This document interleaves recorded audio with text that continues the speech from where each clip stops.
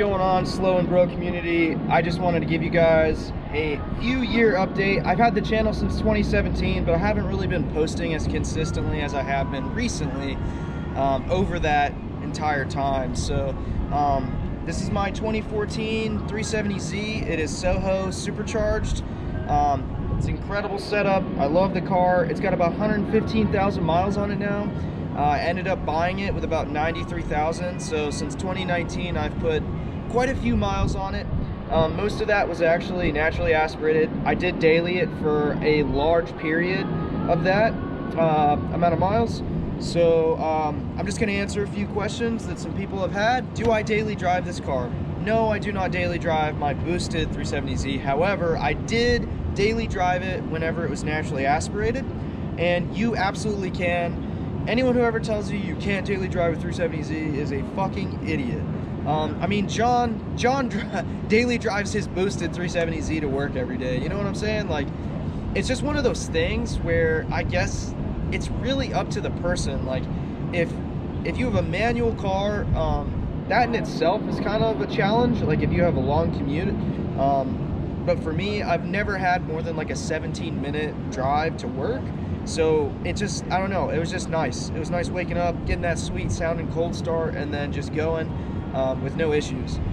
So like I said, you can daily drive the car. It is possible. Don't let people tell you otherwise. What are some of my favorite mods on the car? So obviously the Supercharger kit is amazing.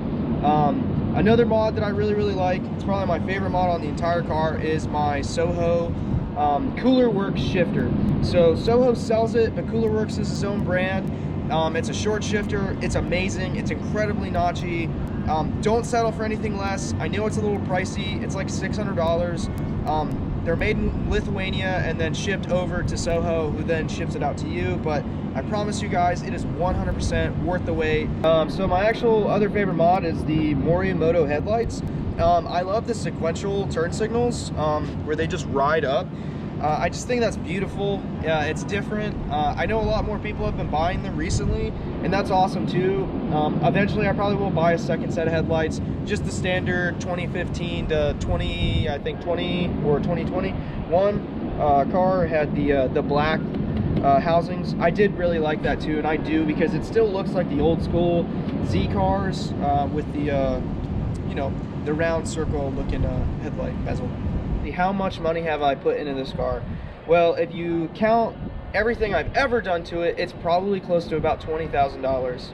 And I wish I was exaggerating, but I'm not. I actually might be undercutting it a little bit, but I'm not really that concerned about it, because I think at the end of the day, you know, it's your build. You're gonna probably change it 10 times if you plan on keeping the car. Do I track the car?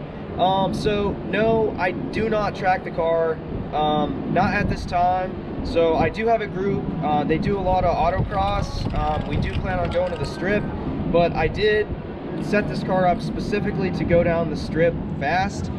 That is something I really want to do. I had been putting it off for so long, but it wasn't until I think around the spring of 2021 where I was actually able to get the car dialed in where I needed it. So now I'm kind of in a position where it's like, okay, I've got a couple minor things I need to take care of on the car to be able to take it to the track and feel confident, as well as buying some radials or some slicks.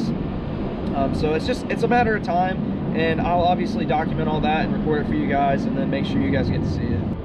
You'll see a lot of my titles and they'll say 500 plus wheel horse, and I've said it a couple of times before, but at the end of the day, I actually don't know what this car pushes. I do know it's at least 509 wheel, 408 torque, but now that I have a belt that does not slip, it is probably more than that. It would obviously not be less, and that's why I just say 500 plus. It could be closer to 600, it could be close to 550. I'm just really not sure, guys. And I also don't beat on this car a lot, and I don't feel the need to take it to a dyno and figure it out, because I love the car the way it is. You know, I don't need to completely kill it. A lot of guys are like all about like more. 500 is realistically, it's an ideal setup on a car like this that is completely stock internally, you know, and we're trying to kind of prolong the setup that it has, because I'm sure one day I will blow the motor It's gonna happen. It's just a matter of time. Why did I choose the Soho setup? What setup made me kind of decide? So the Soho setup, I don't know if you guys have seen all of their videos, but it's just consistency, and that's kind of what made me decide. I chose the Soho because it's consistent with numbers, but it makes sauce. You know, as Z1 would say, this kit makes sauce. Soho also says the same. And the last thing that people tend to ask a lot is why did I decide to go supercharged over turbo? Well, I'll just tell you right now, money, and also safety. So you're probably thinking like safety, like what are you talking about? Well, with a turbo, you have a potential for a boost spike.